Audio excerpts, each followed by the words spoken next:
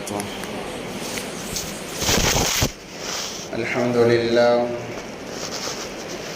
الحمد لله نحمده ونستعينه ونستغفره ونؤمن به ونتوكل عليه ونعوذ بالله من شرور أنفسنا ومن سيئات أعمالنا. من يهده الله فلا مضل له ومن يضلله فلا هادي له. ونشهد أن لا إله إلا الله وحده لا شريك له. ونشهد أن سيدنا ومولانا محمدا عبده ورسوله. أما بعد، قال الله تبارك وتعالى في القرآن المجيد والفرقان الحميد: فأعوذ بالله من الشيطان الرجيم. بسم الله الرحمن الرحيم. وإذ ابتلى إبراهيم ربه بكلمات فأتمهن قال إني جاعلك للناس إماما. وقال تبارك وتعالى: يا بني إني أرى في المنام أني أذبحك فانظر ماذا ترى. صدق الله العظيم. قال النبي صلى الله عليه وسلم: بني الإسلام على 5: الشهادة أن لا إله إلا الله وأشهد أن محمدا عبده ورسوله وإقام الصلاة وإيتاء الزكاة والحج وصوم رمضان، أو كما قال عليه الصلاة والسلام. اللهم صل على سيدنا مولانا محمد في أول كلامنا. اللهم صل على سيدنا مولانا محمد في أوسط كلامنا. اللهم صل على سيدنا مولانا محمد في آخر كلامنا. اللهم لك الحمد كما أنت أهل، فصل على محمد كما أنت أهل، وافعل بنا ما أنت أهل، فإنك أنت أهل التقوى وأهل المغفرة. اللهم صل على محمد كلما ذكره الذاكرون، وصل على محمد كلما غفل عن ذكره الغافلون. رب اشرح لي صدري ويسر لي أمري واحلل عقدة من لساني يفقهوا قولي. اللهم صل على محمد وآله ألف ألف مرة. اللهم صل على محمد وآله ألف ألف مرة. اللهم صل على محمد وآله ألف ألف مرة. محترم و معزز سامعین کرام، بزرگان دین، ایک مرتبہ دل کی گہرائیوں کے ساتھ درود پاک پڑھ لیں. اللهم صل على سيدنا محمد وعلى آل سيدنا محمد وبارك وسلم. معزز سامعین کرام، جیسا کہ ہم تمام گزشتہ ہفتے سن رہے تھے، اللہ تبارک و تعالیٰ کی ذات کے بارے میں اور ان ہستیوں کے متعلق جنہوں نے اللہ تبارک و تعالیٰ کے لیے اپنا سب کچھ قربان کر دیا. اللہ تبارک و تعالیٰ نے کیسے انہیں دنیا میں چمکایا. آخرت کے متعلق قرآن پاک کے اندر کیا ان کے مقام کو بیان کیا گیا. اللہ تبارک و تعالیٰ نے جو انسانوں کو بلکہ مخلوقات کو بنایا ہے، اس کا مقصد صرف یہی ہے کہ بندہ میرے حکم کے آگے جھک جائے. اللہ جو کہتے ہیں اس کو سب چیزوں کے مقابلے میں ترجیح دیں. یہی انسانیت کا مقصد ہے. اور جب انسان ان چیزوں پر، ان مقاصد پر آ جاتا ہے، اللہ تبارک و تعالیٰ اسے ایسے چمکاتے ہیں، رہتی دنیا تک اس کا نام باقی رکھتے ہیں. اور کل قیامت کے دن اللہ تبارک و تعالیٰ ایسا اکرام کا معاملہ فرمائیں گے کہ میدان محشر ہوگا، نفسا نفسی کا عالم ہوگا. وہ لوگ جو دنیا کے اندر اللہ کے حکم کے آگے جھک گئے، اس سے ایک ذرہ برابر اس میں زیادتی نہیں کی بلکہ کمی نہیں کی، اللہ تبارک و تعالیٰ ویسے نفسا نفسی کے عالم کے اندر انہیں محشریوں پر بیٹھائیں گے.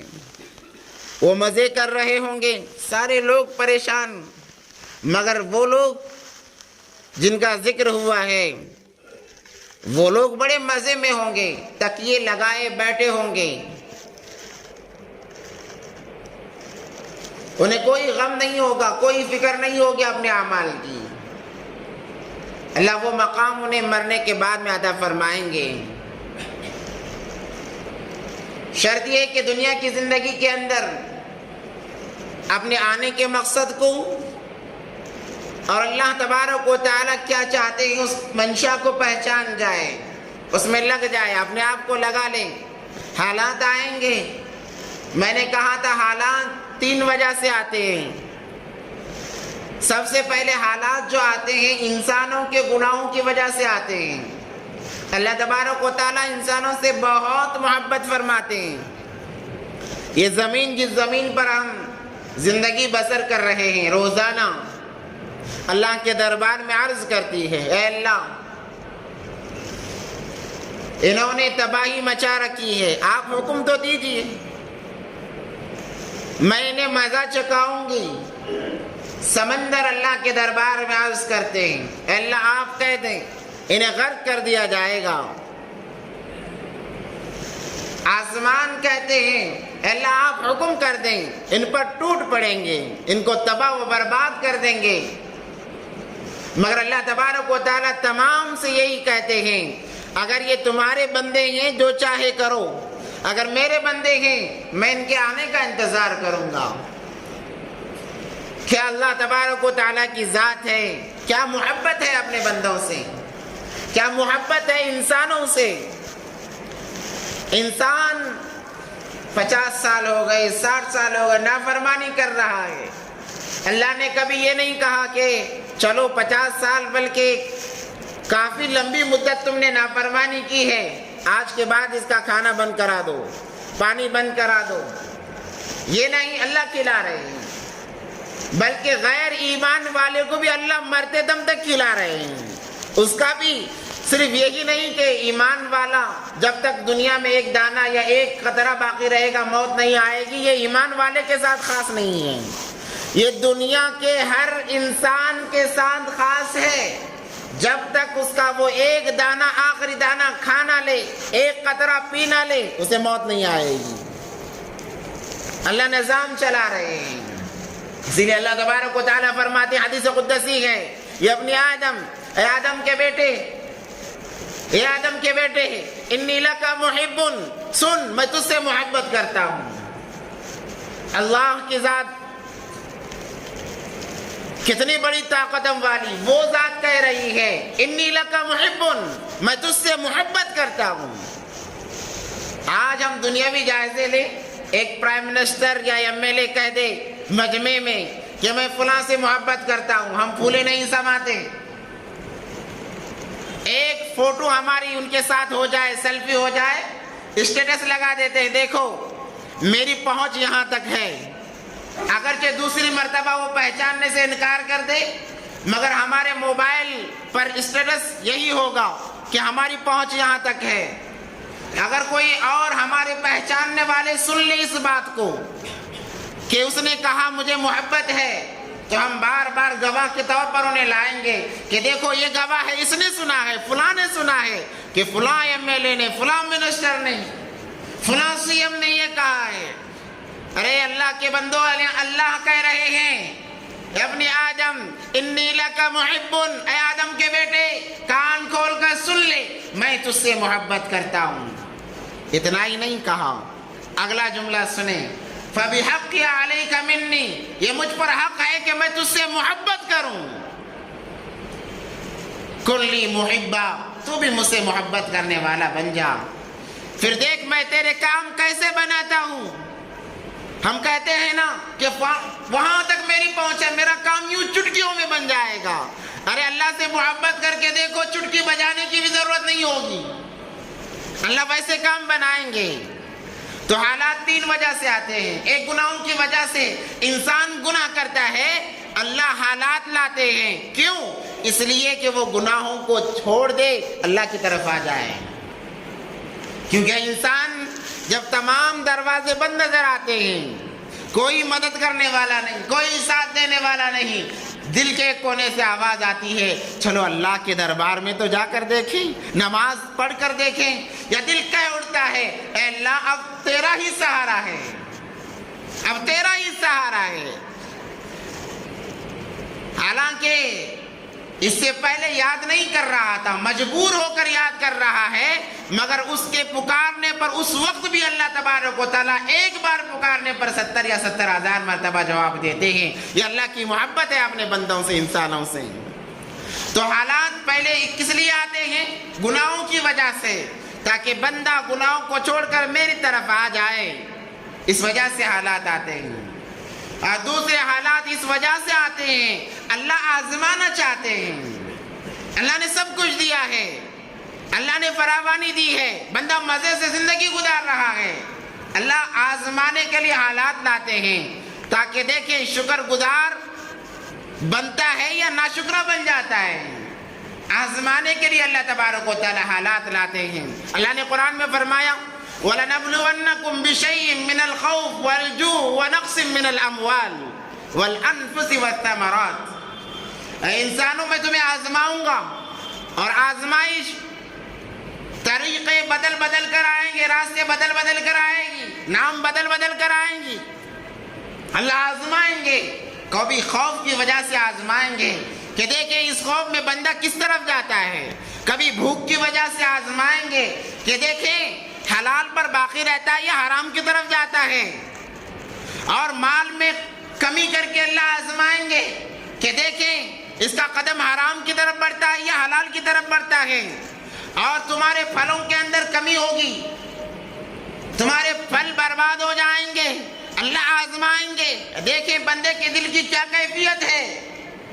اتنا ہی نہیں، اللہ اولاد چھین کر بھی آزماتے ہیں، اولاد کو لے کر بھی آزماتے ہیں کہ ایک بچہ بڑا پیارا تھا، مر گیا، اللہ نے لے لیا، اب دیکھیں کیا کیفیت ہے دل کی۔ بندہ صبر کر لیتا ہے، کہتا ہے جو ہونا ہے اللہ کی طرف سے ہو کر رہے گا، یہ اللہ کی مرضی ہے۔ اللہ فرشتوں کو کہتے ہیں فرشتوں گواہ بنو، میں نے اس بندے کی مغفرت کر دی ہے کیونکہ اس نے حالات پر صبر کیا اور اس کا یقین مجھ پر رہا، باقی رہا، تم گواہ بنو۔ بار بار اللہ فرشتوں کو گواہ کیوں بناتے ہیں؟ اس لیے کہ اس انسان کو بناتے وقت میں انہوں نے کہا تھا یہ لوگ زمین میں خون خرابہ کریں گے۔ وَإِذْ قَالَ رَبُّكَ لِلْمَلَائِكَةِ إِنِّي جَاعِلٌ فِي الْأَرْضِ خَلِيفَةً قَالُوا أَتَجْعَلُ فِيهَا مَن يُفْسِدُ فِيهَا وَيَسْفِكُ الدِّمَاءَ، اے اللہ ایسی مخلوق جو خون خرابہ کرے گی، آپ کی نافرمانی کرے گی۔ اس وجہ سے جب بندہ کوئی اچھا کام کرتا ہے اللہ فرشتوں کو گواہ بنا، تم گواہ رہو، قیامت میں تم گواہی دو گے کہ میں نے اس کی مغفرت کر دی ہے۔ تو آزمائش کے لیے اور تیسرے حالات جو آتے ہیں وہ اس انسان کے درجات کو بلند کرنے کے لیے۔ ہر انسان کا جنت میں ایک مقام ہے، ایک مرتبہ ہے، اعمال کے ذریعے سے وہاں تک انسان پہنچتا ہے۔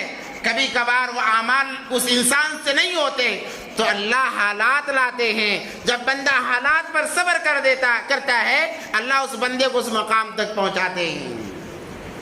ابراہیم علیہ السلام پر بھی حالات آئے، خاص کر تمام انبیاء پر حالات آئے۔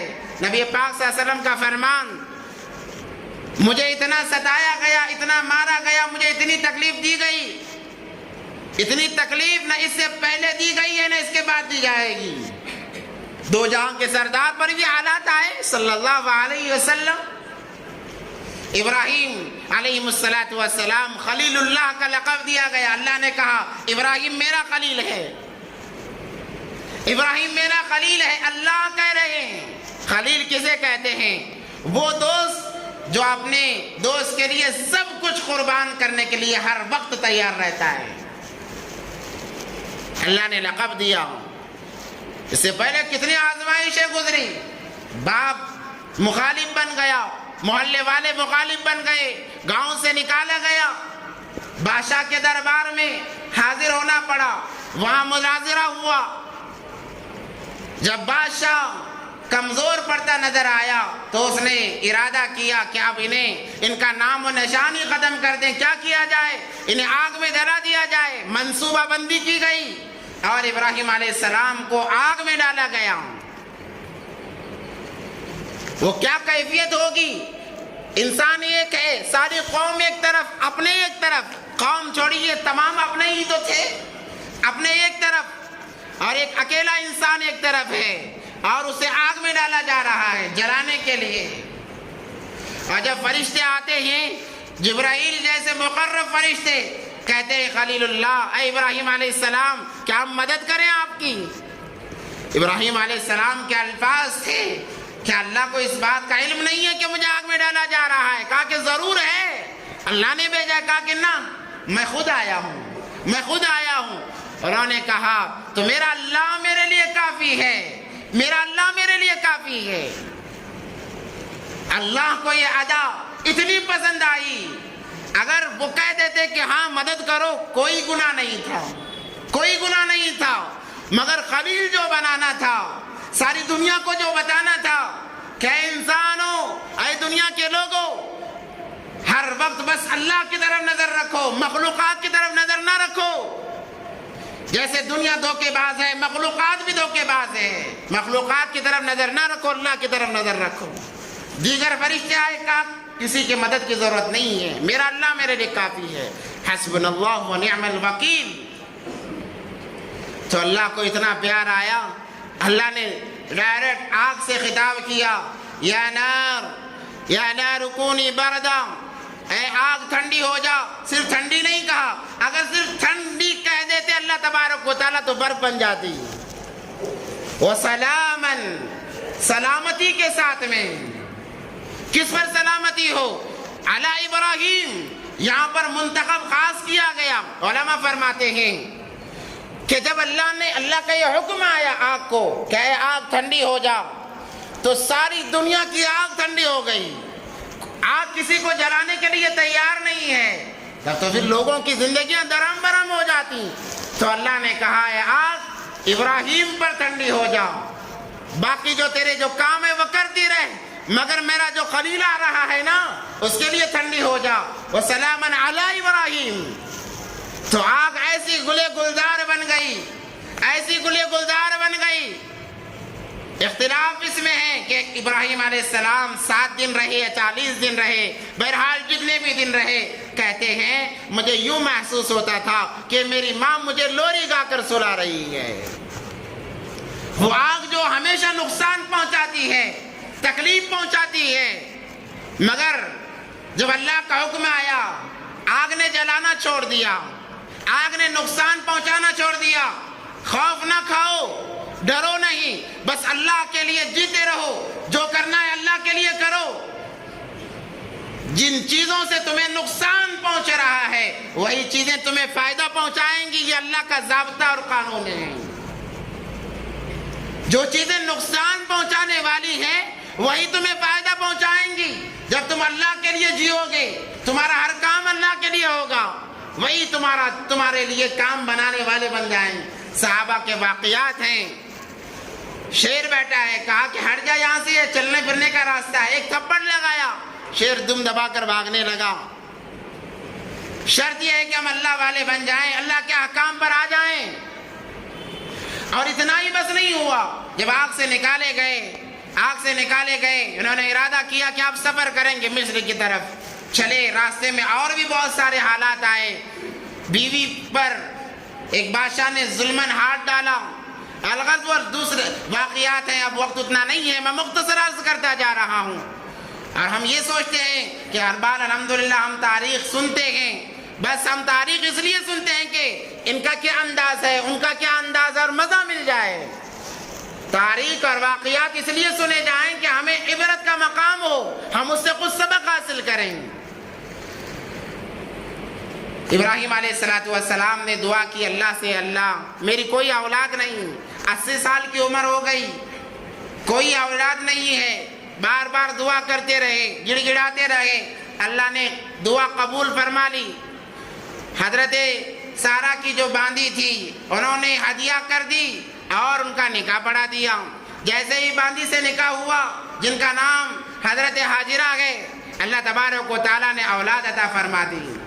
اب 90 سال کی عمر میں اولاد ملی ہے، ظاہر سی بات ہے بیٹے کی طرف دل مائل ہوتا ہے، بیٹے کی طرف دل للچا جاتا ہے۔ اور بڑھاپے کی عمر میں اولاد ہوئی ہے، بڑی منتوں کے بعد اولاد ہوئی ہے، اب اولاد کی طرف دل للچایا نہیں بلکہ ایک محبت فطری طور پر وہ ہر ایک کسی کے اندر آ جاتی ہے۔ اللہ نے پھر وہاں پر بھی آزمایا، کہا کہ اے ابراہیم جاؤ اور اپنی بیوی اور بچے کو جنگل بیابان کے اندر چٹیل میدان جہاں آج کعبۃ اللہ موجود ہے وہاں پر چھوڑ کر آؤ، اور کچھ کہنا نہیں ہے، بس جانا، چھوڑ کر آ جانا ہے۔ ابراہیم علیہ السلام مشہور ان کے متعلق ہے کہ وہ جب بھی کہیں اللہ کی تعریف سنتے وہی کھڑے ہو جاتے اور جھومنے لگتے اللہ کے نام کو سن کر۔ تو وہ کہاں پیچھے ہٹ سکتے تھے، کہا کہ تیار ہو جاؤ، بٹھا لیا اور لے کر چلے۔ کئی دنوں کا سفر طے کر کے صحرا میں، انسان تو انسان، کوئی جانور بھی نظر نہیں آ رہا، کوئی درخت بھی نظر نہیں آ رہا، ویسی جگہ جہاں پر بتایا گیا جبرائیل علیہ السلام نے اشارہ کر دیا کہ فلاں جگہ جانا ہے، چلے گئے۔ بیوی بچے کو، چھوٹا بچہ پیدا ہوا ہے، مہینہ بھی نہیں گزرا، اتنے چھوٹے بچے کو ساتھ میں لیے اور بیوی کو لے جا کر چھوڑ دیا، اور کہا گیا کہ بات بھی نہ کرنا۔ انہوں نے کہا کوئی بات نہیں، چھوڑا اور واپس آنے لگے۔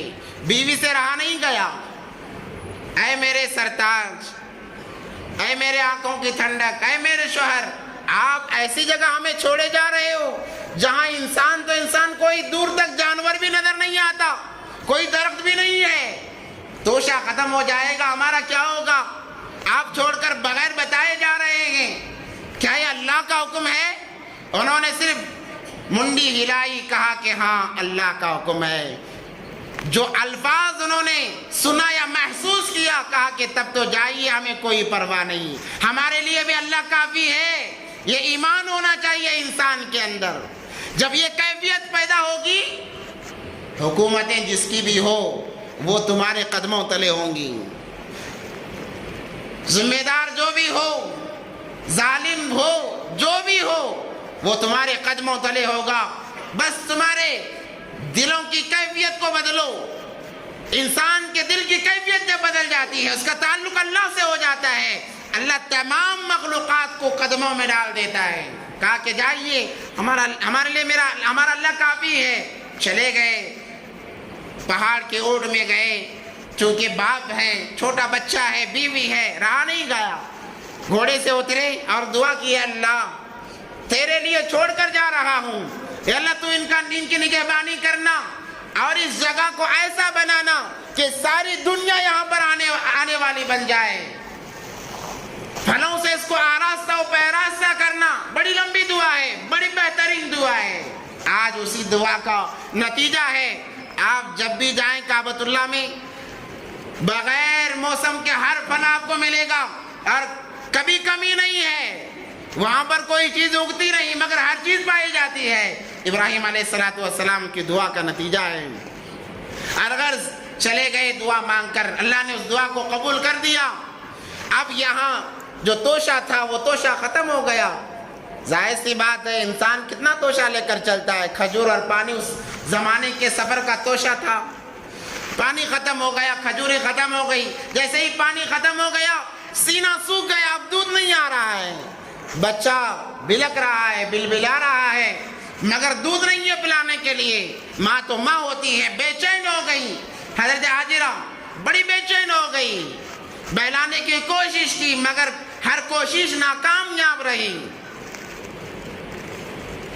جب بچے کی زبان باہر نکلی، ماں سے رہا نہیں گیا، ماں نے دوڑ لگائی۔ بالکل قریب دو پہاڑ تھے، دو پہاڑ کے درمیان میں یہ آباد تھے، ماں اور بیٹا۔ تو حضرت حاجرہ دوڑتی ہے صفا پر، اس لیے دوڑتی ہے، پتہ ہے وہاں پر بھی پانی نہیں ہے، جب صحرا میں کچھ نہیں تو پہاڑی پر کیا ہوگا، مگر ایک کوشش کہ دیکھیں تو صحیح جا کر کچھ تو نظر آئے۔ کوئی قافلہ گزرنے والا نظر آئے، کوئی اللہ کی مدد آ جائے، دوڑی کوہ صفا پر اور اوپر گئے، جا کر دیکھنے لگی، بچے کی آواز آئی، پھر دوڑی ہوئی بچے کے پاس آئی، پھر بہلانے کی کوشش کی، پھر رہا نہیں گیا، پھر مروہ پر دوڑ لگائی، پھر مروہ پر دوڑی، وہاں دیکھنے لگی، بچے کی آواز آئی، پھر دوبارہ دوڑ کر آئی۔ ایسے انہوں نے 7 چکر لگائے، اور یہ ادا اللہ کو ایسی پسند آئی، اللہ تبارک و تعالیٰ نے حج کے ارکان میں سے، عمرے کے ارکان میں سے اس کو لازم کر دیا۔ کیا ہے انسانوں، تم بھی دوڑو، میری بندی ہاجرہ دوڑی تھی، تم بھی دوڑو، وہاں مطلب تھا، یہاں بے مطلب دوڑو۔ کوئی انسان یہ نہیں کہہ سکتا ارے کیا معاملہ ہے، اس زمانے جیسے پہاڑ بھی نہیں ہے، دوڑنا کس بات کا ہے، سمجھ کے باہر ہے۔ مگر یہ شریعت کا حکم ہے، دوڑنا پڑے گا، آپ کو جانا پڑے گا، صفا مروہ کی صحیح کرنی پڑے گی۔ اگر آپ اپنی عقل دوڑاؤ گے، کہا کہ میں نہیں مانتا، اللہ کہتے ہیں میں تجھے ایمان والا نہیں مانتا۔ اگر کوئی انسان یہ کہے میں صفا مروہ کی صحیح کو نہیں مانتا، اللہ کہتے ہیں میں تجھے ایمان والا نہیں مانتا۔ تمہیں دوڑنا پڑے گا، چکر لگانا پڑے گا۔ جب یہ صفا یا مروہ پر تھی تو دیکھا پرندوں کے مانند کوئی اتر رہا ہے، گھبراہٹ محسوس ہوئی، دوڑ کر آئی میرے بچے کو نقصان نہ ہو جائے۔ جا کر دیکھا تو حضرت اسماعیل کی جہاں ایڑی رگڑی جا رہی تھی وہاں سے پانی کا چشمہ ابلنے لگا۔ جبرائیل علیہ السلام نے اپنا پر مارا جس کی وجہ سے وہاں سے پانی کا چشمہ ابلنے لگا۔ پانی کو دیکھا بڑی خوش ہو گئی کہ پینے کے لیے ایک قطرہ نہیں تھا، اسی صحرا زمین میں پانی مل رہا ہے تو خوشی کا کیا عالم ہوگا، اور اس کو جمع کرنے لگی۔ مگر پانی ہے کہ چشمہ تھا، وہ بہ رہا تھا تو ان کے زبان سے نکلا زم زم زم زم زم زم، جمع ہو جا جمع ہو جا، تو اس کا نام پڑ گیا زمزم۔ اور اللہ نے ایسی شفا اس کے اندر رکھی، اس پانی کے اندر ساری دنیا جا کر پیتی ہے، پانی کبھی ختم نہیں ہوتا۔ ایسی تاثیر اس کے اندر، بیمار سچے ارادے سے بیماری کے لیے اگر پیتا ہے بیماری دور ہو جاتی ہے، بھوکا بھوک کی حالت میں پیتا ہے پیٹ بھر جاتا ہے۔ انسان جس مقصد کے لیے زمزم کو پیے گا اللہ تبارک و تعالیٰ اس مقصد میں اسے کامیابی عطا فرمائیں گے۔ ایسی خاصیت اللہ تبارک و تعالیٰ نے اس پانی کے اندر رکھی ہے۔ اس کے بعد قبیلہ جرہم وہاں سے گزرتے ہوئے جب پانی کو دیکھا، وہاں قبیلہ آباد ہو گیا حضرت ہاجرہ کی اجازت کے ساتھ میں۔ الغرض وہ بڑھتے بڑھتے آج مکہ المکرمہ شہر بن گیا ہے۔ تو پھر حضرت ابراہیم علیہ السلام آتے جاتے ملاقات کرتے رہے۔ جب بچہ کچھ بڑا ہوا ابا کہنے لگا، باپ بھی انتظار میں رہتا ہے، ماں بھی انتظار میں رہتا ہے کہ دیکھیں میرے بچے کے زبان سے پہلے کیا نکلتا ہے۔ اگر ماں نکلا تو ماں کے خوشی کی امتیا نہیں، اگر ابا نکلا ابا کے خوشی کی امتیا نہیں، کیونکہ بچہ ہے۔ ہر کوئی چاہتا ہے میرا بچہ مجھے ابا کہہ کے پکارے، ہر ماں چاہتی ہے میرا بچہ مجھے ماں کہہ کے پکارے۔ جب یہ اسماعیل علیہ السلام بڑے ہوئے بات چیت کرنے لگے اپنے ابا کے ساتھ، چہل پہل کرنے لگے، ادھر ادھر دوڑنے لگے، تو پھر اللہ تبارک و تعالیٰ نے پھر ایک مرتبہ آزمایا۔ وہ آزمائش کیا تھی؟ وہ آزمائش یہ تھی کہ ابراہیم علیہ السلام سوئے ہوئے ہیں، خواب دیکھ رہے ہیں کہ وہ اپنے بچے کو ذبح کر رہے ہیں دمبے کی شکل میں۔ کبھی یہ شکل اپنے بیٹے کی نظر آتی ہے، کبھی دمبے کی نظر آتی ہے، تو یہ پریشان ہو گئے کہ میں دیکھ رہا ہوں کہ میں اپنے بچے کو ذبح کر رہا ہوں، شاید اللہ مجھ سے جانوروں کی قربانی چاہتے ہیں۔ یہ کہہ کر اس دن انہوں نے 100 اونٹ ذبح کیے۔ دوسرے دن سوئے، پھر وہی خواب نظر آیا، پھر 100 اونٹوں کی قربانی کی۔ دوسرے دن سوئے، پھر وہی خواب نظر آیا، پھر 100 اونٹوں کی قربانی کی۔ پھر جب سوئے اللہ نے کہا، آواز آئی، اللہ تمہاری جو سب سے زیادہ محبوب چیز ہے اس چیز کا مطالبہ کر رہے ہیں، اس چیز کا مطالبہ کر رہے ہیں۔ یہ تو خلیل تھے، سمجھ گئے کہ اللہ میری اولاد کی قربانی چاہتے ہیں۔ اگر اللہ وحی کے ذریعے سے بتا دیتے تو حضرت اسماعیل کو ذبح کرنا پڑتا، قیامت تک ہر گھر سے ایک بچے کو ذبح کرنا پڑتا، مگر اللہ نے خواب میں بتایا کہ وہ کسی چیز کو ذبح کر رہے ہیں۔ یہ سمجھ گئے دوسرے دن کہا اپنی بیوی ہاجرہ سے اپنے بچے کو تیار کرو اور میرے ہاتھ میں رسیاں اور چاقو پکڑا دو. کہا کہاں جانا ہے بچے کو؟ کہیں سیر کرانے لے جانا ہے. یہ کہہ کر دوسرے دن اپنے بچے کو لیے. اب یہاں پر بہت سارے اشکالات آتے ہیں. ہمیں جب حکم ہو رہا ہے اقیموا الصلاۃ وآتوا الزکاۃ کہ نماز قائم کرو زکوٰۃ ادا کرو، آج ہم دیکھیں نمازیوں کی تعداد کتنی، زکوٰۃ ادا کرنے والے کتنے. وہاں پر خواب میں بتایا جا رہا ہے صراحتاً نہیں کہ اپنے بچے کو ہی ذبح کرو، بس دیکھ رہے ہیں کہ ذبح کیا جا رہا ہے، ذبح کرنے کی تیاری کر رہے ہیں. اس کے باوجود اللہ کی منشا کو انہوں نے سمجھا اور کہا کہ اللہ میرے بیٹے کی قربانی چاہتے ہیں، میرے سب سے زیادہ دل کے قریب میرا بچہ ہے. اللہ نے قرآن میں فرمایا لن تنالوا البر حتى تنفقوا مما تحبون، تم بھلائی تک پہنچ نہیں سکتے جب تک اپنی محبوب چیز کو اللہ کے لیے نہ نکالو، اللہ کے لیے نہ لگاؤ. اگر بھلائی چاہتے ہو دین کے معاملے میں اپنی محبوب چیز کو اللہ کے لیے قربان کرو، اللہ کے لیے لگاؤ. ہمارے لیے سب سے زیادہ محبوب چیز کیا ہے؟ اپنا مال ہے. اللہ کہتے ہیں اس مال کو اللہ کے لیے لگاؤ، اللہ کے لیے خرچ کرو، ورنہ تم نیکیوں تک نہیں پہنچ سکتے. حضرت ابراہیم علیہ السلام نے خواب میں دیکھا تو اس پر عمل پیرا ہو گئے، اپنے بچے کو لے چلے ہیں. چلتے چلتے بچے سے کہا، جب کافی جانے لگے تو شیطان کے دل کے اندر ہلچل مچ گئی. شیطان سب سے پہلے آیا، کیونکہ جنت کے اندر اماں حوا کو بھی، دادی حوا کو بھی اس نے بہکایا تھا سب سے پہلے. تو حضرت ہاجرہ کے پاس آیا اور کہنے لگا کہ بی بی تو نے کیا کر دیا، بچے کو کہاں بھیج دیا؟ انہوں نے کہا اپنے باپ کے ساتھ جا رہا ہے. کہا کہ وہ باپ اس نے آج ذبح کرنے لے جا رہا ہے. تو بی بی نے کہا کہ بھلا باپ بھی اپنے بیٹے کو ذبح کرتا ہے؟ شیطان نے کہا کہ یہ اللہ کا حکم ہے اس لیے ذبح کرنے جا رہا ہے. جب بی بی نے سنا اللہ کا حکم ہے کہنے لگی ایسے 1000 بچے قربان ہیں اللہ کے لیے، ایسے 1000 بچے قربان ہیں اللہ کے لیے، یہ محبت اللہ کے لیے. جب اس نے حربہ دیکھا کہ یہ ناکام ہو گیا، دوڑا ہوا گیا ابراہیم علیہ السلام کے پاس اور کہنے لگا تمہاری نسل ختم ہو جائے گی اگر ذبح کر دو گے، تمہاری نسل باقی نہیں رہے گی. تو انہوں نے کہا ارے شیطان مردود ہٹ جا، اور وہاں پر کنکریاں ماری. حضرت ابراہیم علیہ السلام نے، جسے رمی کہتے ہیں، رمی جمرات کہتے ہیں، 3 جگہ کنکریاں ماری جاتی ہے. اب یہ بھی سمجھ کے خلاف ہے کہ بھئی جاؤ کنکریاں اٹھاؤ اور دیوار کو مارو، نہ شیطان نظر آ رہا ہے نہ کچھ نظر آ رہا ہے. مگر اللہ نے کہا یہ میرے خلیل کا عمل ہے، تمہیں قیامت تک کرتے رہنا پڑے گا. اگر اپنا حج اور عمرہ قبول کرانا چاہتے ہو تو کنکریاں اٹھاؤ اور مارو، جو بھی ہو جیسے حکم دیا گیا ویسا کرنا تمہارا کام ہے. اللہ نے قیامت تک اس عمل کو بھی باقی رکھا. جب قریب چلے گئے اپنے بیٹے سے کہنے لگے یا بنیا، اے میرے بچے، انی ارا فی المنامی، میں نے ایک خواب دیکھا ہے سوتے ہوئے، خواب دیکھا ہے سوتے ہوئے. انی ارا فی المنامی انی اذبحک، کہ میں تجھے ذبح کر رہا ہوں. فانظر ماذا ترى، اب میرے بچے بتا تو کیا کہتا ہے، تیری کیا رائے ہے.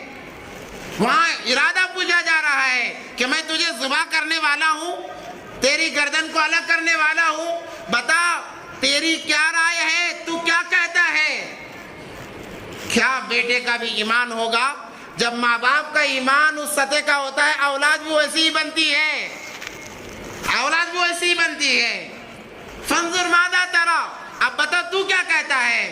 تو بیٹے کا جواب اللہ اکبر کبیرہ، یا ابتی، اے ابا.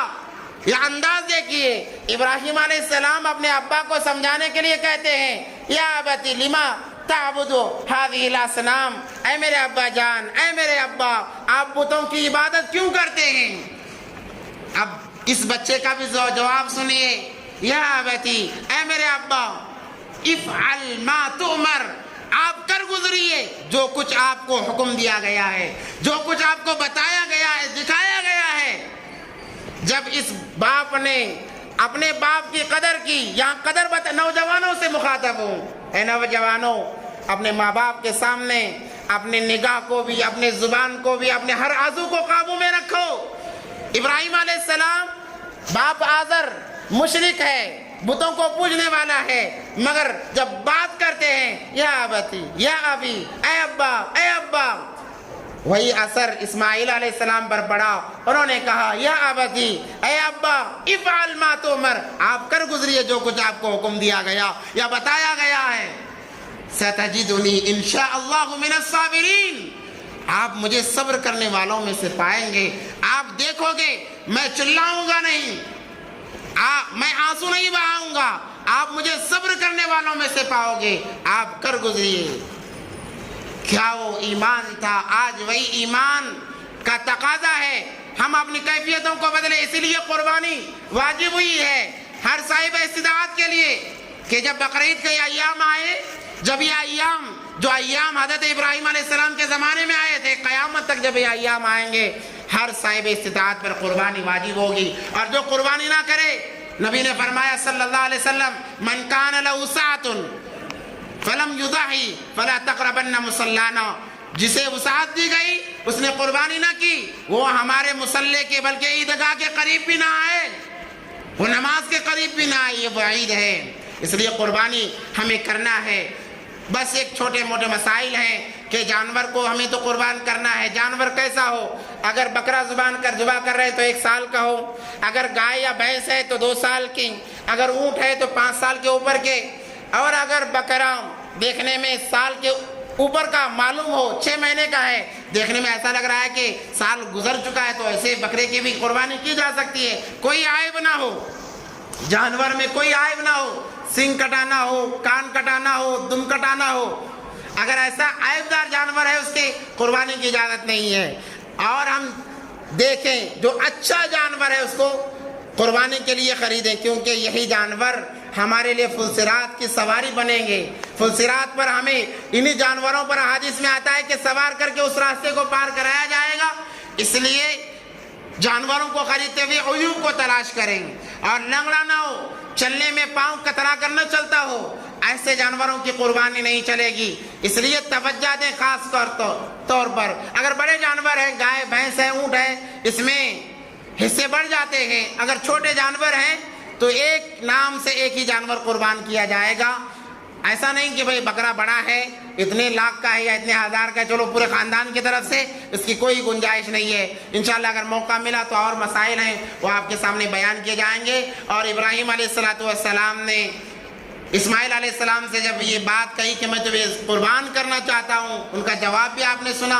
اس کے بعد کیا ہوا، اللہ کی طرف سے کیا معاملات ہوئے، انشاءاللہ اگلے جمعے بیان کیا جائے گا۔ وآخر دعوانا الحمدللہ رب العالمین۔